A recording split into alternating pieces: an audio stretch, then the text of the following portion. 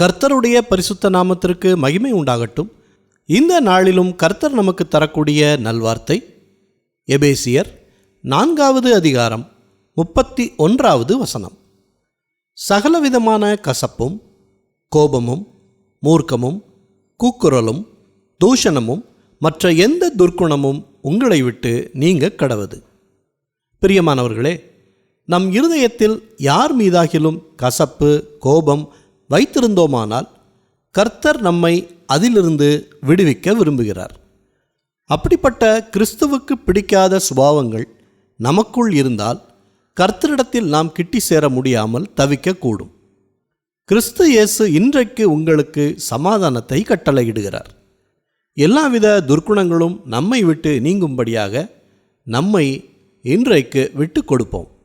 காணிக்கை செலுத்தும்போது கூட உன் சகோதரிடத்தில் குறைவு உண்டானால் சகோதரரிடத்தில் ஒப்புரவாகி பின்னர் வந்து காணிக்கையை செலுத்தினால்தான் அது அங்கீகரிக்கப்படும் என்று வேதாகமத்தில் வாசிக்கிறோம்.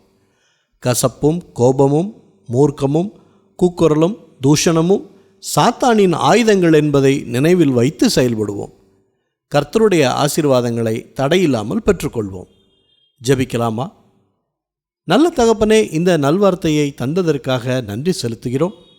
இன்றைய நாளிலும் நாங்கள் எங்கள் கோபத்தையோ கசப்பையோ யார் மீதாவது வைத்திருந்தோமானால் எங்களை இரக்கம் பாராட்டி மன்னியுங்க.